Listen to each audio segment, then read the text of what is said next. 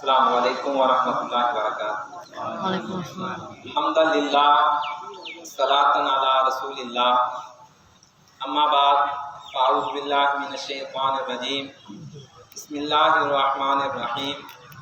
فإذا عزمت فتوکل علی اللہ ان اللہ یحب المتوکلین۔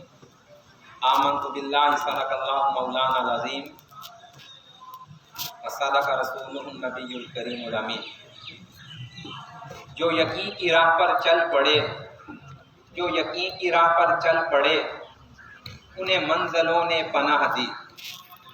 جو یقین کی راہ پر چل پڑے انہیں منزلوں نے پناہ دی، جنہیں وسوسوں نے ڈرا دیا وہ قدم قدم پر بیٹھ گئے۔ سامعین محترم، اللہ رب العزت نے مجھے آپ کو درس و تدریس، تعلیم و تعلم سے منسلک کیا۔ یہ اللہ رب العزت کا انتہائی محبوب کام ہے۔ پیغمبری پیشہ کہہ لیں، پیغمبری شعار کہہ لیں، پڑھنا اور پڑھانا انتہائی عظمت والا کام ہے۔ حدیث پاک میں آتا ہے کہ انبیاء، کہ جو عالم لوگ ہوتے ہیں وہ انبیاء کے وارث ہیں، اور جو استاد ہے وہ بھی عالم کے ہی درجے میں ہے۔ تو جس صاحب علم کے پاس جو علم ہے وہ انبیاء کا وارث ہے۔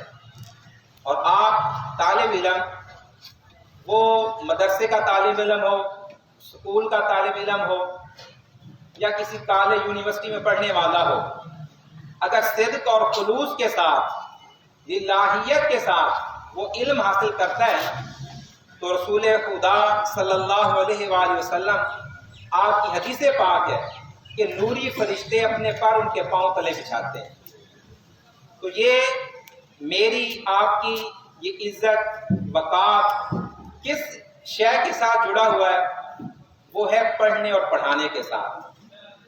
اب جس طرح 10ویں کے بچے پاس آؤٹ ہو رہے ہیں، وہ ہمارے اسپائر کالج کے مہمان آئے، انہوں نے بھی آپ سے کہا کہ اب آپ نے ڈیسیجن لینا ہے۔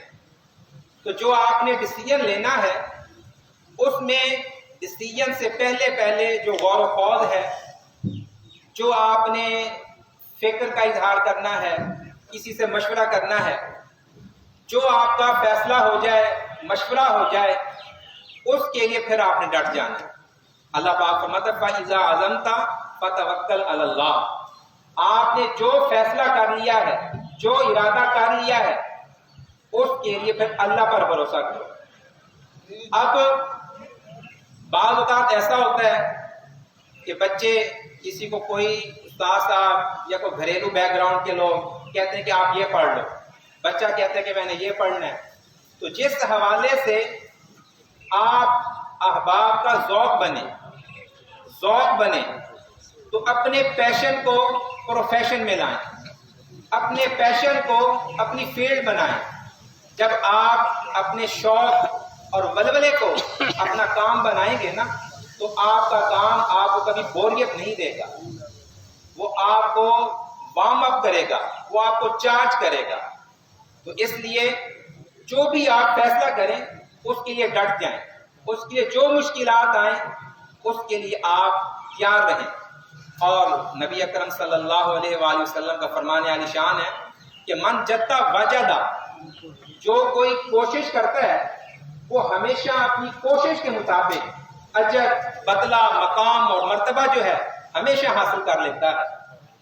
علامہ اقبال رحمۃ اللہ علیہ فرماتے ہیں نا، کوئی قابل ہو تو شانے کئی دیتے ہیں۔ شاعر مشرق فرماتے ہیں کوئی قابل ہو تو شانے کئی دیتے ہیں، ڈھونڈنے والوں کو دنیا بھی نہیں دیتے ہیں۔ تو یہ اب میرے اور آپ کے اندر ہر انسان میں اللہ نے اتنی ایک کیپیسٹی رکھی ہے کہ وہ اپنی مختصر زندگی میں اس تاریخ عالم پر انمٹ نقوش چھوڑ سکتا ہے، لیکن اس کے لیے کیا ہے؟ محنت ہے، ارادہ، کوشش ہے، اور ہم اپنی منزل خود متعین کر سکتے ہیں۔ اللہ پر توکل کریں، جو ہماری منزل ہوگی، جو ہماری سوچ ہوگی، اللہ پاک اس سے بڑھ کر مجھ پر آپ پر انعام فرمائے گا۔ تو سامعین محترم، پیارے طلباء، عزیز اساتذہ کرام، آپ کے لیے یہی ایک جملے میں درس اور سبق اور نصیحت یہی ہے کہ آپ نے زندگی میں جو بھی کام کرنا ہے، جو بھی ارادہ کرنا ہے، اس کے لیے اپنے آپ کو اللہ کے حضور صدقے دل سے محنت کرنے والے بن جائیں، اللہ پاک آپ کو اپنی منزل تک پہنچا دے گا۔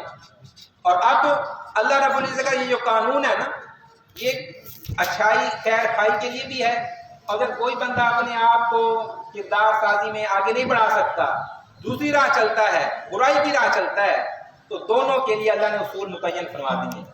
اللہ پاک قرآن مقدس میں ارشاد فرماتا ہے فَسَنُيَسِّرُهُ لِلْيُسْرَىٰ، جو نیکی کا راہی بنے گا اس کے لیے نیکی آسان۔ فَسَنُيَسِّرُهُ لِلْيُسْرَىٰ، جو گناہ کے اندر، بدکاری کے اندر، برے کاموں کے اندر، اپنی کردار کشی کے اندر آگے بڑھے گا، اس کے لیے وہ راہیں ہموار ہو جائیں گی۔ اللہ نے ہدایت اور ہدایت کے مقابل میں گمراہی متعین کر دی ہے، راہ میں نے اور آپ نے اختیار کرنی ہے۔ تو اس کے لیے اللہ رب العزت سے دعا ہے کہ اللہ پاک مجھے اور آپ کو اس تعلیم و تعلم سے، درس و تدریس سے ہمیشہ جڑا رکھے، اور اللہ پاک اس سے جڑے رہنے کے ساتھ اخلاص اور الہیت اور جو محبت ہے وہ بھی ہمیشہ قائم دائم فرمائے۔ اللہ پاک آپ کو ہمیشہ کے لیے ساری زندگی کے اندر ڈھیروں آسانیاں عطا فرمائے۔ آمین ثم آمین۔ وما علیہ الا البلاغ۔